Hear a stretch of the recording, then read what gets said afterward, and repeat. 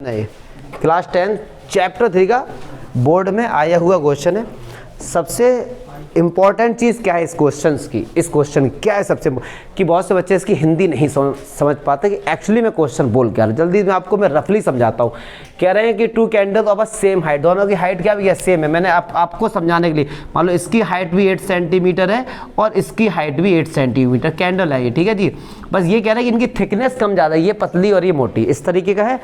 कह रहे हैं कि भैया फिर आगे बोल रहे हैं कि ये जो कैंडल है ये वाली, ये 6 घंटे में पूरी जल जाती है, पूरी मेल्ट हो जाती है, और ये वाली 8 घंटे में। और ये बात सही भी है कि भैया ये कैंडल मोटी है, बिट ज़्यादा टाइम ज़्यादा लेगी, ठीक है। फिर आगे क्या बोल रहे हैं कि how long after lighting the both of, दोनों कैंडल को जलाने के बाद कितने समय बाद first candle will half the second. तो लोग समझते क्या है कि अगर ये 8 सेंटीमीटर की है और ये भी 8 की है तो ये जल के कब 4 हो जाएगी। उनका ये 8 है और ये 4 हो जाएगी। बच्चे लोग यही समझते हैं, इसीलिए ये क्वेश्चन हम नहीं कर पाते। सोचो आपने कितना गलत सोचा कि ये 8 है ये 4 कैसे हो जाए। एक बात समझो ना, जब दोनों में आग एक साथ लगाई है, how long after lighting the both, साफ साफ लिखा है जब दोनों में आग एक साथ लगी भाई तो दोनों का मेल्ट होना स्टार्ट होगा ना। अगर आपने कहा ये भी 8 सेंटीमीटर है ये भी 8 सेंटीमीटर, दिमाग में क्या कि ये कितने समय बाद 4 रह जाएगी। भैया इसमें भी तो आग लगी है तो इसकी भी तो हाइट कम होगी, यस और नो। तो 4 पे जाना ही क्यों। क्या बात समझ में आ रही है? क्या मैं क्वेश्चन समझा पा रहा हूँ? एक्चुअली इसकी हिंदी समझो कि 99% बच्चे यही समझते हैं कि अगर इसकी हाइट 8 है तो ये कितने समय बाद 4 रह जाएगी। भैया ऐसा तभी तो पॉसिबल है कि जब इसमें आग नहीं लगी हो। हाँ, अगर वो ये कहते कि सेकंड वाली में आग नहीं लगाई है, पहले वाले में आग लगाई, फिर वो कितने देर में हाफ हो जाएगी। क्या बात समझ में आई? फिर तो इसका आंसर डायरेक्ट 3 आवर्स हो जाता, क्योंकि जब ये 6 में हो रही 3 में आधी रह जाती। यस और नो, क्वेश्चन समझ गए ना। जब आप देखो क्वेश्चन का जो मीनिंग था मैंने सारा समझा दिया कि एक्चुअली मैं क्वेश्चन बोल के आ रहा था, बहुत अच्छे हम लोग समझ भी गए। अब यहाँ पे सॉल्व कैसे करेंगे उसको देख लो, चलो जल्दी से।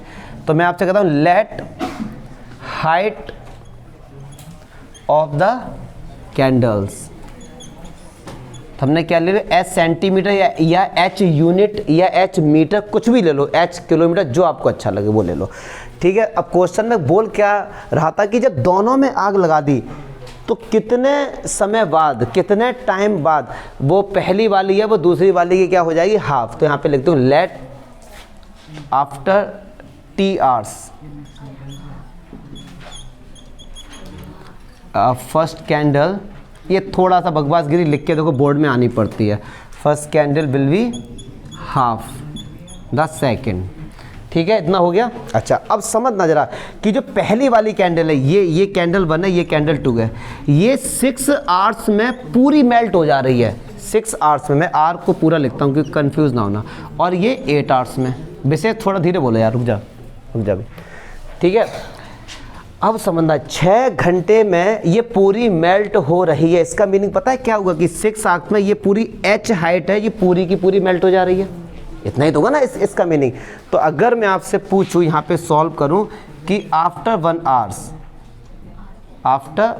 आवर कैंडल 1 जो है वो कितनी बर्न हो जाएगी। अब समझना जरा ध्यान से, उसकी हाइट कितनी पूरी h है और 6 घंटे में पूरी हो रही, तो 1 घंटे में कितनी हो जाएगी, h/6। बस ये बात समझ में आपको आनी चाहिए। समझना मेरे भाई, समझना 6 घंटे में पूरी h हाइट पूरी मेल्ट हो जा रही है, ठीक है। तो 1 घंटे में कितनी होगी, छोटी क्लासेस में हम लोग करते हैं इसका मल्टीप्लाई इसके साथ और नीचे वाले से डिवाइड, यस और नो, ठीक है। 1 घंटे में जो कैंडल 1 है वो इतनी क्या होगी, मेल्ट हो जाएगी। तो हमने बोला है आफ्टर T सेकेंड बाद वो हाफ हो जाएगी, मतलब T सेकेंड तक जली है। तो अगर मैं आपसे बोलूं कि आफ्टर T आवर्स कितनी मेल्ट हो जाएगी, तो T से मल्टीप्लाई कर दो, HT/6, यस और नो। इतनी कैंडल 1 की बात करें, 30 सेकंड में इतनी मेल्ट हो गई, यस और नो। अब बची कितनी, तो पूरी हाइट कितनी थी भैया इसकी, h, और माइनस कर दो तो इतनी बची,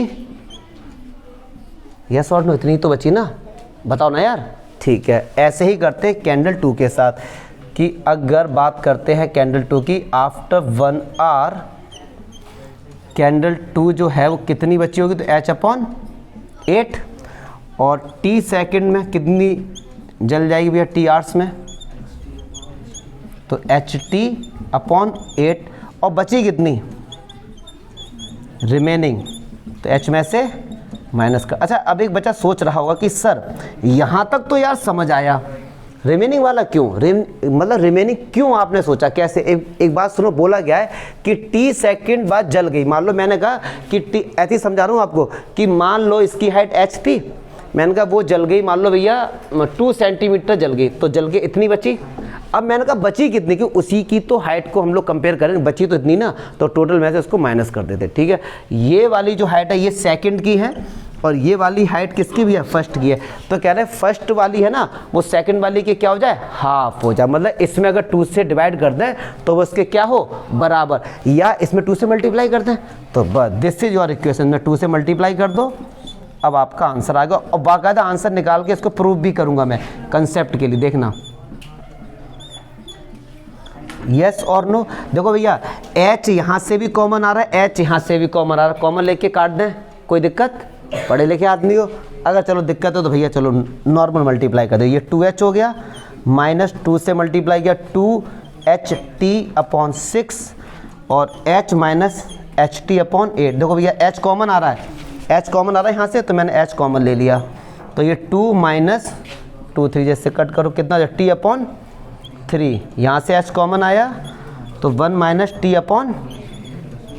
ऐसे शहीद हो गया। बस अब तो खैर बच्चे ही वाला है, तो ये आ गया 2 माइनस T/3 और 1 माइनस T/, अब तो खैर निकाल ही लेंगे, चलो फिर भी कर ही देते पूरा। 3 एलसीएम आया, 3 2 जा 6 माइनस का T, और 8 एलसीएम आया 8 माइनस का T, क्रॉस मल्टीप्लाई, काटा नहीं मैंने, काटा 8 6 8 जा 48 माइनस का 8T, 8 3 जा 24 माइनस का, चलो जी ये इस तरफ आएगा माइनस का 8T और प्लस का 3T, और 24 माइनस का 48, तो माइनस का 5T और माइनस का 24 कैंसिल हो गया, 5 चौक 20 5 40, ठीक 4.8 आवर्स। अब समझना ये आंसर आ गया, बट मैं आपको समझाऊंगा भी कि आंसर सही है या गलत है, कैसे चेक भी करेंगे इसको, समझना 4.8 आवर्स मतलब इन दोनों को जब आपने जला दिया दोनों को, तो इतने घंटे बाद 4.8 आवर्स बाद इसकी जो भी हाइट है और इसकी जो भी हाइट है, ये वाली डबल होगी, ये क्या होगी, इसकी हाफ होगी। अब आपको चेक करना है कि आपका आंसर सही है या गलत, तो बड़े प्यार से समझेंगे, समझना पड़ेगा। इसकी पूरी हाइट कितनी थी जी, H थी ना इसकी पूरी हाइट कितनी थी, H। 4.8 आवर्स तक दोनों जले हैं। अब समझना यहाँ पे मैं समझा रहा हूँ, आंसर चेक कैसे करें। H हाइट थी, 4.8 आवर्स तक ये लोग क्या हैं, जले हैं। तो समझना रहा, 1 घंटे में कितना जले थे, H/6, 4.8 में इतना ही तो जलेंगे, 0.8, तो 0.8 H जल गई है, बची कितनी, 1 से माइनस करेंगे, कितनी बची 0.2 H, यस और नो। ऐसे उसके साथ करो भैया, वो कितना था H/8 और कितनी जली 4.8, पॉइंट से माइनस करो 1 से, तो कितना 0.4 बचा। क्या 0.2 और 0.4 एक दूसरे के डबल नहीं है? तो हमने आंसर को भी चेक कर लिया कि हमारा जो आंसर आया था वो सही है या गलत। ये चीज़ समझाई ना, आंसर चेक इन। 1 घंटे में जब वो जली H/6 तो 4.8 आवर्स में 4.8 से मल्टीप्लाई, इतनी तो जल गई यार, ये जल गई। समझो, जो चीज़ जल के चली गई उसकी हाइट कैसे पता। अब जो बची होगी उसी की तो हाइट को हम देखेंगे। हाइट पूरे को हमने माना H में तो इसको माइनस किया, 0 इतनी बची, ऐसे इसके साथ के ये देखो डबल बची है इसकी, है ना। तो ये हमारा आंसर एकदम ठीक है। मोस्ट इंपॉर्टेंट क्वेश्चन था ये।